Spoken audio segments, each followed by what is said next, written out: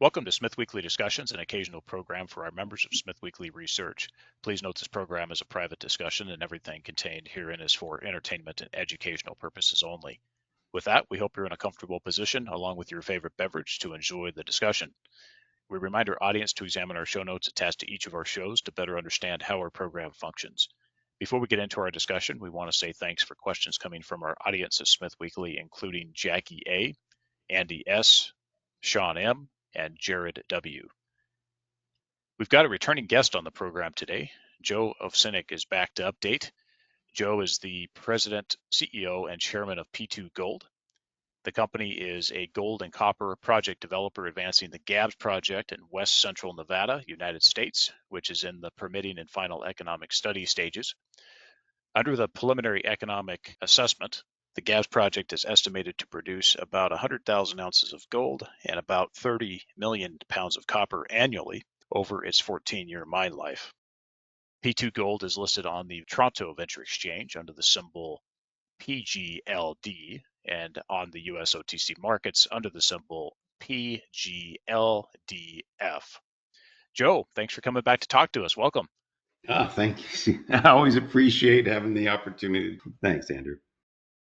Good to be back on, Joe, and get your thoughts on a few things here, and then, of course, update on P2 Gold. And what I'd like to do is get right into company news items. Since we last talked, a few key things came down. The company made a final payment as part of the acquisition of the Gabbs project. As well, it also divested of the BAM exploration project in British Columbia, Canada, which, of course, helps to fund the advancement work at Gabbs. Talk about that final payment as well as that divestment work that occurred. I'll just jump into that, Andrew. And look, I'll switch the order because the divestment of BAM allowed us to do the final payment on Gabbs. And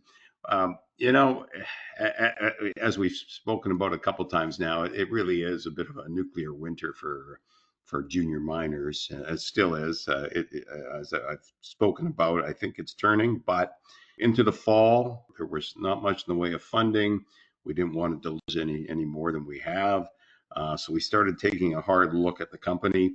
And as much as we like the BAM project and think there's great potential up there on the ground, we had to make a decision. And, you got to make tough decisions in tough times. And so we did. We decided we'd divest. We ran a little bit of a process, had a couple of bids on the project. We went with Kinfisher's offer, essentially brought in $1 million of cash.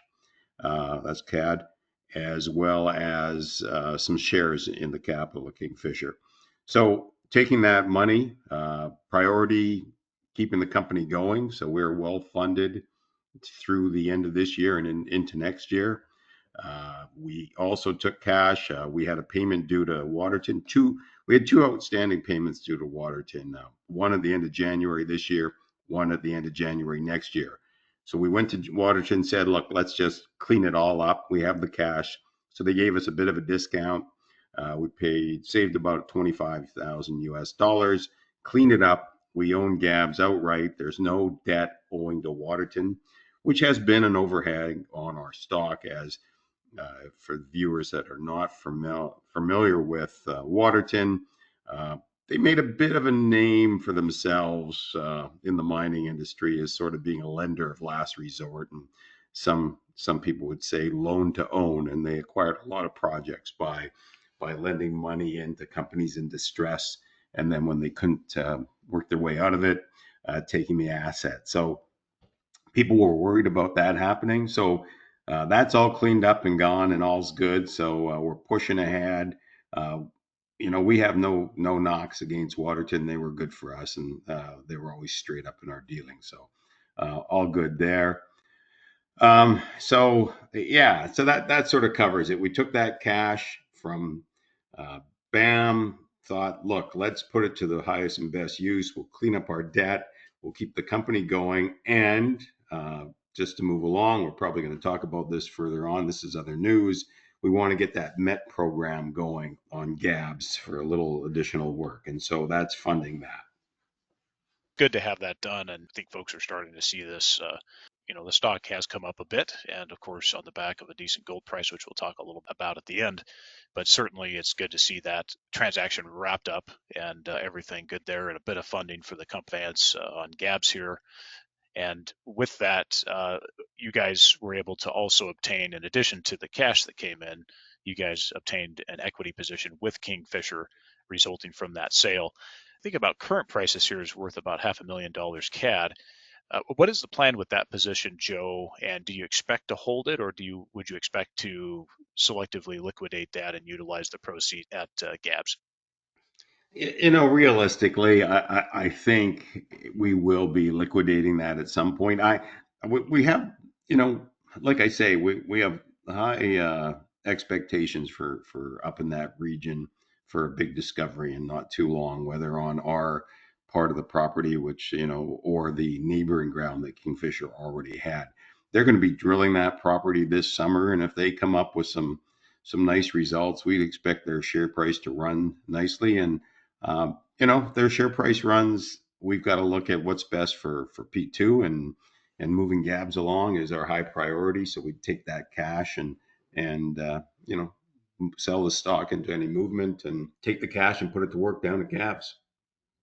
Yeah, I think that makes a lot of sense, and hopefully we'll see some good results come out of that drill program there. And I'm sure you guys are helping point them in the right direction there to maximize that as well. So, well, that's good to chat about. Good to cover off those news items. And where are we post transactions here as far as capital structure, cash on hand, and really how far you think that carries us for 2025 based on current market conditions and what you would expect out there?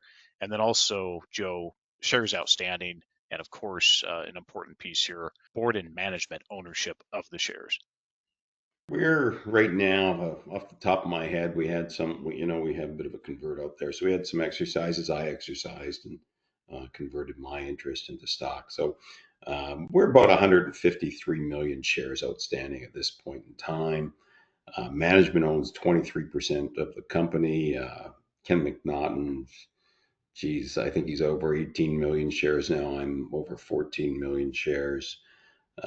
We've got other management with a couple million shares here and there. So good chunk of the company is held by management at this stage, and we're all believers and all pushing and well incentivized to make P2 a big success. So we're all working in that direction.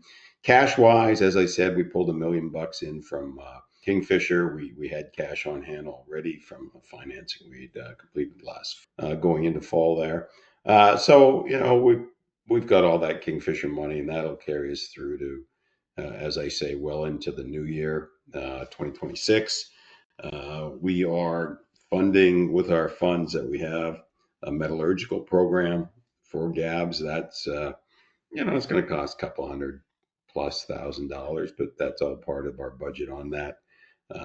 We're looking at some other things to do and how to finance them because, we'll talk about it. But overall, cap structure is pretty solid as management controls a big chunk of the company and is looking to minimize dilution best we can going forward.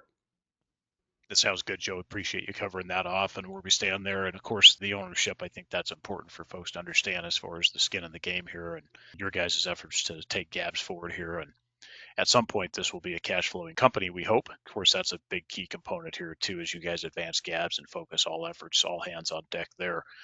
Just on Gabbs, why don't you go through the objectives that you'd like to complete this year? I know that that's subjective to capital, how the market treats the equity, potential raises to kind of accelerate some work. But one thing I do understand that, of course, the metallurgical work is planned for this year.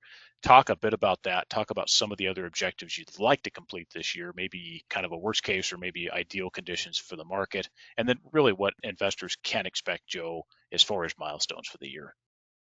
First off, metallurgy. We collected about a 300 kilogram, just over 300 kilogram sample from the exposed mineralization at Gabbs on the Sullivan Zone. That's in the lab now. Unfortunately, being not the biggest company, we're not getting the highest priority out of the lab, but we're pushing them best we can. We're going to get our column tests done. We're running a couple column tests to confirm our metallurgy. We believe that we should get a decent uptick in our oxide copper recoveries, as well as reasonable, few percent point uptick in our gold recoveries on the oxide. You put those things together, and that all goes straight to the bottom line and makes the project even better. And it's already good. So all positive coming out of that metallurgy. We're quite excited about getting that done. We've done some baseline studies on the permitting side, so we got a bit more to do there. We'll probably take a look at getting that done and wrap that up. And one of the things I think, from talking to people, let me step back a bit. You can tell the market's turning on the juniors and in gold space and that, because you're seeing much more M&A, and the M&A is starting to pick up. And we've noticed it in that we've been approached by lots of companies, probably half dozen that just want to talk about what we're doing, what we see the size of things. And I think one of the things that comes out of that is we need to really get out there and show that there's more exploration potential at Gabbs. We're not right now, our gold equivalent resource is just under 3.5 million ounces, and that's roughly a couple million ounces of gold and 1.5 million ounces equivalent of copper, in ballpark numbers. There's potential there, near surface potential for, we think north of 5 million ounces. And for a lot of these companies, I think, and the market in general, they like that 5 million ounce bogey, that target that's out there.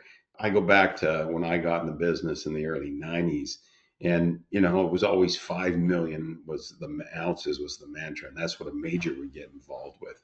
Well, now the majors are looking for bigger things, but the mid-tier companies are down to 5 million ounces, looking for a minimum 5 million ounces. And if you want to start up a mine and get market and raise capital, people like that 5 million ounce number, and so I think one thing that we'll look to do, market conditions, we don't want to blow up the share structure, but one of the things we're going to look to do is markets change and cash comes in here. We're going to see about running a drill program at Gabbs. We only need to do 1,000, 2,000, maybe a couple thousand meters, let's say a couple thousand meters. We think we can get ourselves from 3.5 to well over 4 million ounces. We know where existing zones can be drilled to expand them. And that's the one thing about Gabbs. All the mineralization that's identified to date has been from historical work where the mineralization has come to surface. There's incredible potential for these blind targets that don't quite make it to surface that are under there. And we've got areas of the property, say, for example, in the southwest portion of the property, there are a lot of little historical workings from, say, 1900, late 1800s, early 1900s, where guys were, scratching away at high grade veins in that. And there's been no drilling in that area. So there's just a lot of potential. So I think if market's willing, we'll look to do some drilling and get our resource, up to over 4 million ounces of equivalent, and pointing the direction towards over 5, so people can get a better feel for, okay, this thing really does have legs and that size that you need to take it up to the next level and really get market attention. So those are things I like to do. The other thing, again, we'd like to get our plan of operations filed with the change in administration and the focus on a little more self-sufficiency in the United States. We'd like to get our plan of operations filed as soon as we can. And so one of the things we need to do to get that done is get our water lined up. We expect to receive our water permit. We've made all our filings. We expect to receive our water permit by the end of the second quarter.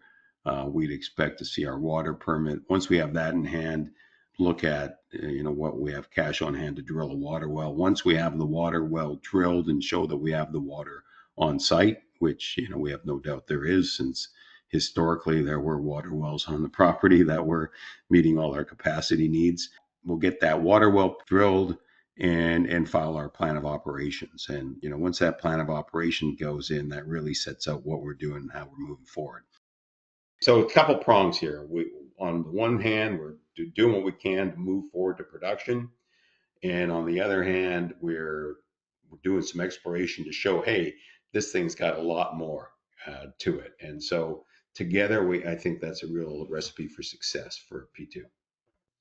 And just to stay on the exploration bit of things here, and what you guys have as kind of a target, what you guys would like to obtain there. Obviously, the project's going to look different with those type of targets as far as expansion goes, which obviously will be a good thing as you guys continue to advance that and we have success at the drill bit.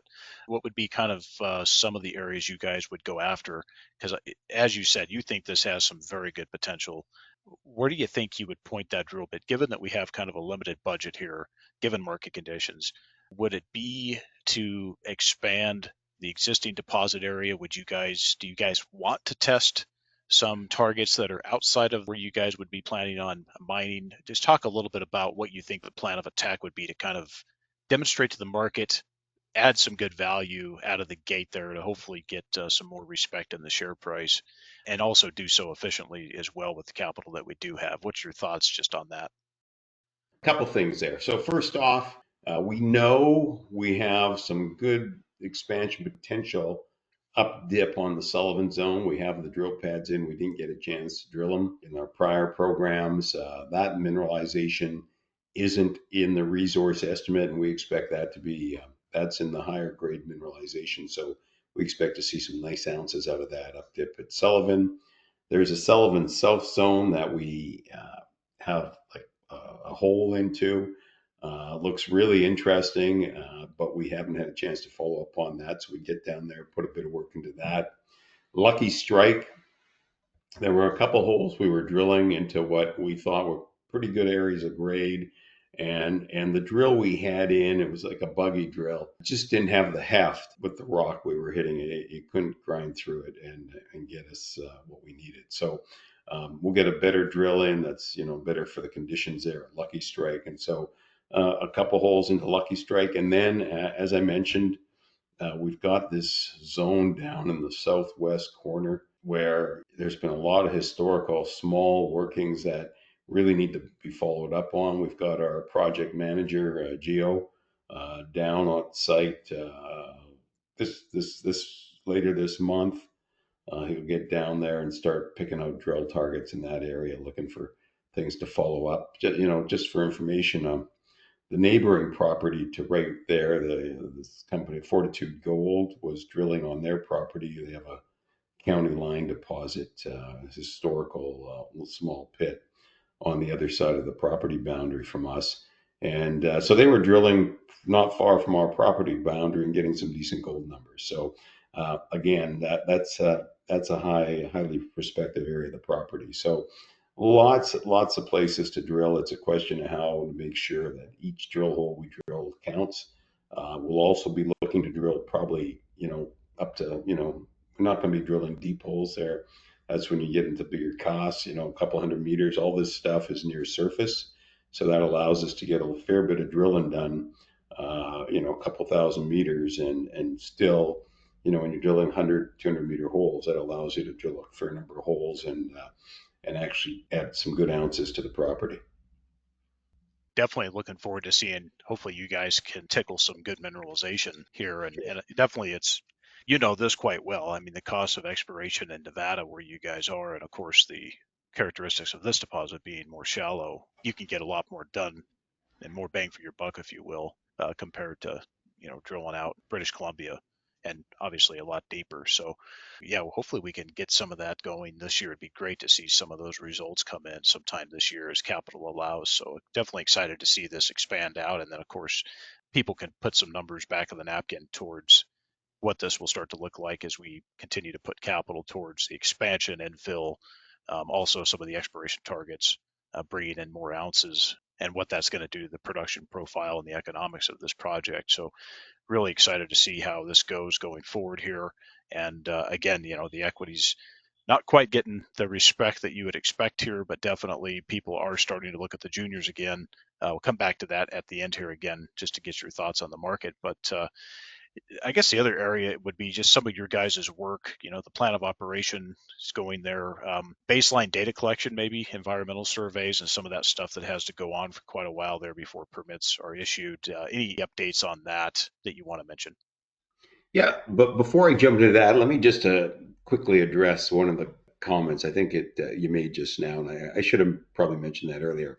When you talk about exploration and costs versus up in the Golden Triangle, say in BC, that played a large part in our decision of monetizing our BAM property.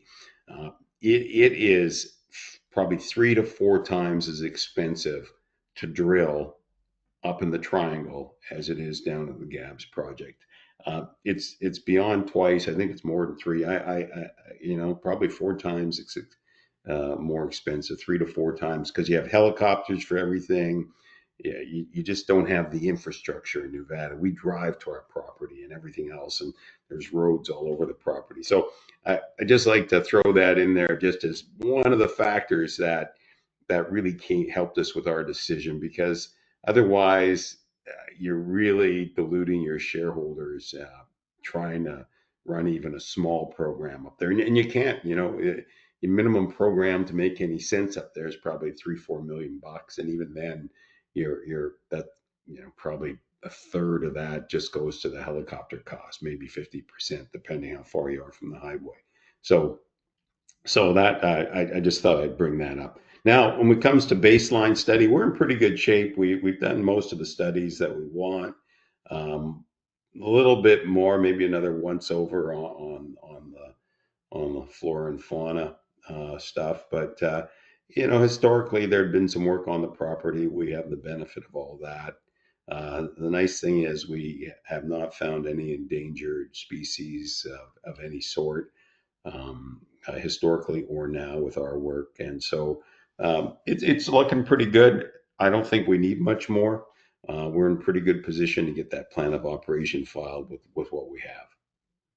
It all costs money, of course, Joe, but very good comments on the exploration cost difference, and then also to be able to conduct some of the surveys, get some of that done, the monitoring, the inspection work, and some of that. I mean, generally, you can do it fairly inexpensive, but definitely Hmm. Yeah. all still costs money. But just that pesky, we've got to do this for a period of time, and then you get into the stuff with the EPA and NEPA and just all the fun stuff with the agencies down there. The good being in Nevada, I guess I shouldn't complain too much. Being in Nevada, it's pretty decent, and you definitely have good folks there. And Nevada's a good state to operate in for sure, especially when it Yeah. comes to gold and copper. Absolutely. Good folk. Yeah, appreciate the update there and how we're going to move forward here. Let's see other stuff. I guess the other area, Joe, is just as far as the conversations, maybe some of the preliminary conversations. I know some folks will probably want to see a little bit more advancement on the project, but any earlier conversations, discussions that are taking place with respect to construction financing discussions, or at this point, is that pretty much just pending further progress at the project? The next thing we need to do is get this metallurgical program done. I think otherwise we're in pretty good shape. Probably a little more drilling, as I mentioned, on the one Lucky Strike, just to get those holes in we wanted to drill before. But I think the metallurgy is the next big step. And once we have that in hand, I think that will open a lot of doors for us. More doors will open here as you guys hit on a few more key milestones with the project. Joe, back to the market. Any thoughts on market conditions so far for the year? We're going on 4 months in here. Gold and copper prices are doing well. Gold specifically is perking up quite well given the backdrop that we're seeing out there. The broad market's a bit questionable, and of course, sentiment for the smaller juniors in the natural resource sector mostly not there yet, unless there's a special case. Of course, company specifics can drive individual equities, of course. But what are your thoughts here so far? And do you see things turning for a good run in the juniors this year, or do you think it'll still take some time? Okay, well, if you remember the last time we spoke, I'm pretty sure I mentioned that we were thinking things were starting to turn last September. Sort of got held up a little bit with the election in November, and now, yeah, like we're seeing financings, not down at the junior, but the guys say they're a little further ahead in the development pipeline, and that cash is starting to flow in there. It was flowing into the majors earlier. You can see like Agnico's record high and things like that. So I think what you're seeing is it's just typical. It's, I've seen this in a fair number of cycles. When the money starts coming in for gold and moving along, it first goes into the majors, then it'll go the mid tiers, then it goes into sort of the developers, and then eventually you get down to, the earlier stage developers and then the explorers. And so we're starting to see that. I think it's going to happen this year. You're looking at the financings that are going on right now. It's only still the first quarter, and you're starting to see, there's financings. You're probably seeing bought deals, that Canadian bought deal idea, totaling maybe $100 million pretty much a day for the last few days. So that's, a while ago, you weren't seeing $100 million of financing a month. So yeah, it's starting to come, and I think it's happening this year for the juniors. So requires a little more patience, but it is coming. So it's good. Just any thoughts just as far as broad market goes, Joe? I know you pay attention to this on occasion, but definitely not priority given the focus at P2. And just that, where the gold price stands today, and obviously the company specifics on P2 gold will be the key driver. But just any thoughts here as far as where gold is today, $3,000 an ounce, US dollars. Do you see this as a sustainable trajectory given the backdrop of oddities with respect to market events? We have, of course, tariffs. The oddest thing about tariffs is they can correct in painful ways problems within the market, like domestic capacities broadly in the US, for example. But generally, it doesn't promote max economic activity, coupled with interest rates, which are stifling a few things, corporate debts, rollover on the bond market, both on corporate and sovereign debt. What do you think here? Do you think it's probably gold is in a position where it's probably going to stay or definitely stay elevated, possibly go higher? What are your thoughts just kind of looking at the broad market there generally, and of course the gold price, and if you don't mind the copper price as well? I think this, we step back and we look at, what's driving everything. And for me, this is, the price of gold, there's the US dollar and all that stuff. But really, if you step back and look at it, what we have is a bifurcation of the world. And, we've got the Russia, China, Iran, North Korea, that block, and some of the BRICS. You've got sort of the developed world. You got Europe, U.S., Canada, Australia. So you've seen the world break up into these component parts. You've got the U.S., going trying to change the world order a bit and saying, look, we're not paying for everybody else. And so with all that going on, people are worried. Okay, am I going to hold U.S. treasuries, especially if you're part of that Russia-China block?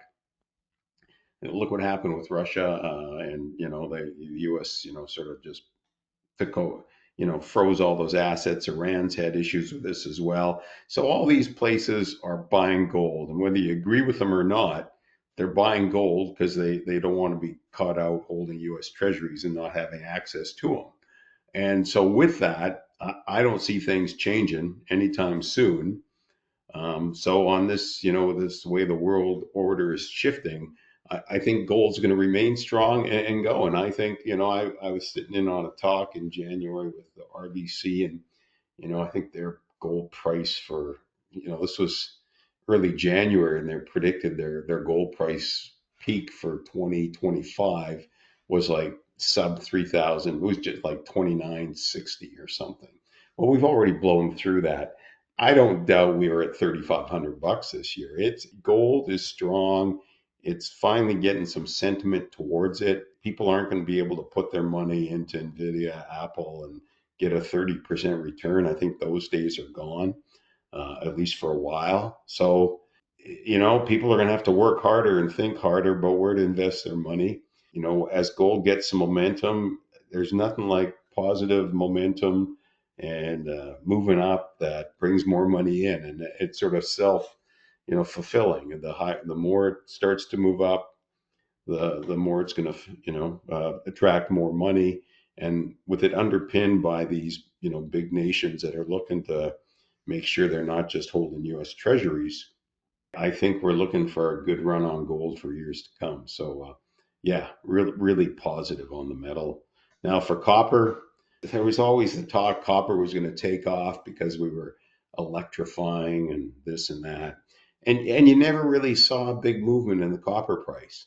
Now, with AI, all of a sudden, this demand for data centers and that all of a sudden you see copper really moving. And I think that's what this short term has driven copper is people realize there's demand for power. These data centers just suck power like big data centers are like a city unto themselves when it comes to power demand. So you can't have these things without copper. And so copper is going to be strong and continue to be strong. We've talked with some smelter type guys looking for feed. They're seeing $5 copper next year and going up from there. So uh, yeah, uh, I think Gabbs, just bringing it back to P2, we're gold, we'll produce even without expanding the resource right the way we are now. We've got over 14-year mine life, 100,000 ounces plus a gold a year, plus, roughly with the way we think metallurgy will go, it'll be about 15,000 tons of copper metal per year of production over 14 years on average. And so we're well situated to take advantage of a strong gold and copper price, and that's what we like about Gap. So, yeah, we really are positive on the metals right now. Well, let's keep you going for just a minute here. I'll add a few comments and I'll bring it back to AI and then we'll wrap up. Very much agreed with respect to the gold price. I think we'll have some choppy events here, but I do think it is elevated. There'll be some moments of pause, of course, and some Yeah, time that'll always. pass. But I think we'll continue to move here as well. And I think the days of sub $1,000 gold are well behind us, and then possibly even much higher than that. On the copper side, I think, despite the electrification narrative, despite the AI narrative, copper goes higher on the basis of depletion and on the basis of uninformed environmentalism, which stifle projects around the world, which limit supply, which drive the price higher. And it's all on a sold narrative that mining is bad, Joe, and that the reality is all the folks that start to actually believe that haven't even done their own work to sort out that copper is in literally everything we do daily, and there are so many products and so many things with respect to infrastructure and just about everything we look at, short of maybe plants and trees, that it's all mining. And so it has to be considered. And you talk about agriculture. Okay, let's get into agriculture. The fact is agriculture industries today require minerals from the ground, which go into the products that are used. And so even agricultural industries are dependent on mining, growing things, but it's dependent upon mining. So it's really, really fascinating to me. I think the copper price, just to round it back to copper, I think the price of copper goes up just on that reason alone. And of course, to some effect, of course, gold and many minerals. But I do think that that is a huge impact. The depletion, good deposits going away. And then, of course, you just can't get anything permitted anymore. And if you do, like in the cases of multi-billion-dollar mines that were built, they literally were shut down on a protest, a couple of years, and they barely even got to declare commercial production or even had a steady state year of production was at nameplate. And so, really good stuff there. To tie it back to AI, this is a off-topic question for you. AI is dangerous. It also is beneficial, but how healthy is AI for humans? And does AI make the average human stupider? I've been reading about that, and I'll just chit chat about that for a bit, and then maybe talk a little bit about copper again. But yeah, it's I've already read. I was reading, I don't know, the Wall Street Journal or some an article, how they've already done studies, and the widespread sort of rollout of AI is quite recent, and yet they already have studies saying, well, all this is doing is keeping people from thinking. and and I'm believing that. I have a daughter, one daughter's still in school, and people are using AI to write their reports, and the profs are fine with that because, oh, expresses things. I'm thinking, well, Jesus, pardon me, but it's look at you're there to learn to think and not have some machine just scramble together a bunch of stuff that other people have written and come up with a summary. And so I do think we have to be careful not to just stop thinking as people. We can't if you aren't using your brains and pushing your thoughts, you're not going anywhere. So Yeah, I agree. I think that that's the dangerous part is people stop thinking and just take the easy way out, which that will stifle progress and advancement of things. But one thing I'd like to throw in is, yeah, where you're talking about copper, I completely agree with you. It is hard to permit, and mining is bad, and yet the thing that has puzzled me for a while now, ever since we've had this electrification and green New Deal sort of push that everything needs to be electric cars and whatever. You can't have a gas stove. You have to have electric. Well, that all takes copper. You can't do anything without copper. That's essentially an industry. And so you got the same people who are saying everything needs to be electrified are also saying, well, we don't like mining because it's dirty.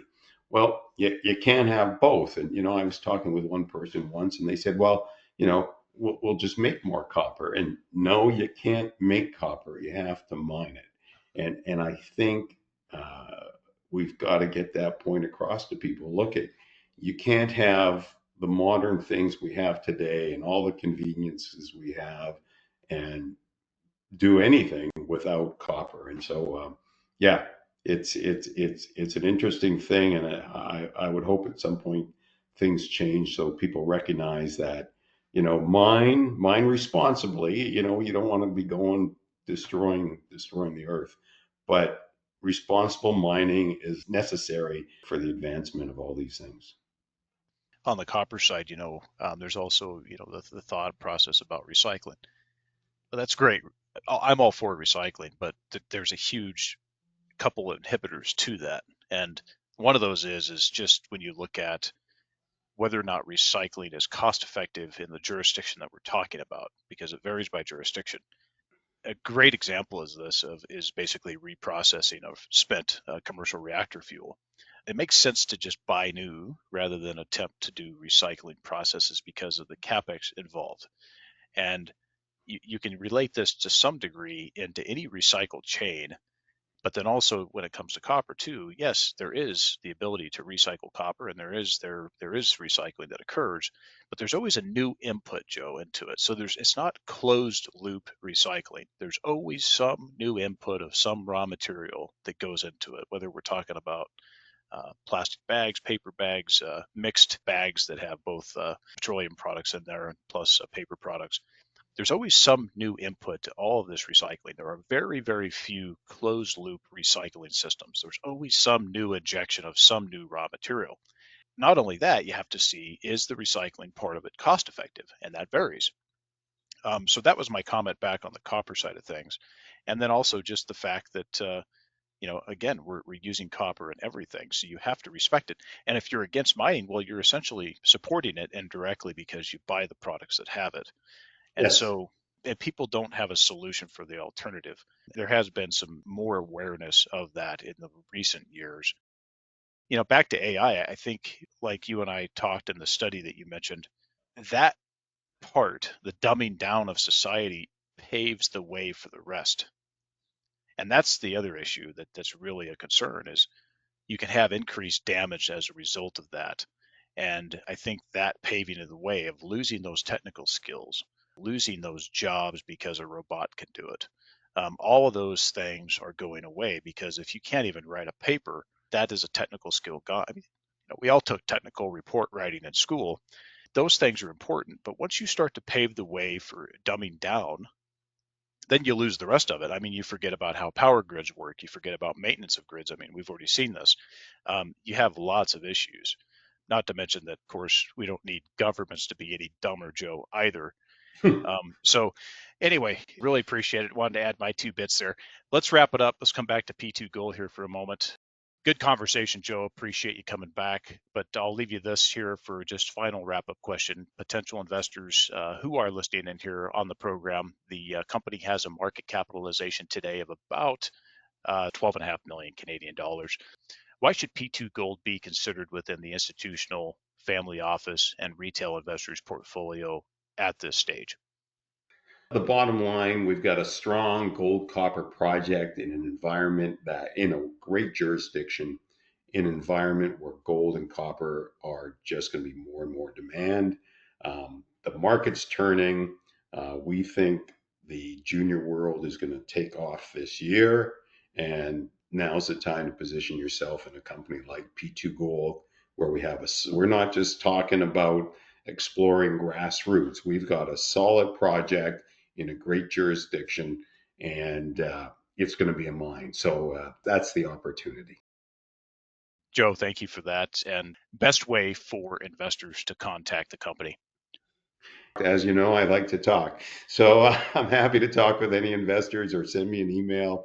My contact information's on the bottom of all of our news releases. If you just go on p2gold.com under news, you'll see our news releases and you'll see my contact information at the bottom. So just get in touch and happy to, take an email, take a phone call, whatever. Look forward to chatting with people. Joe, thanks for coming on to update again, and we're looking forward to seeing more progress at Gabbs this year, and best of luck at P2 Gold. Thanks, Andrew. Always appreciate the opportunity.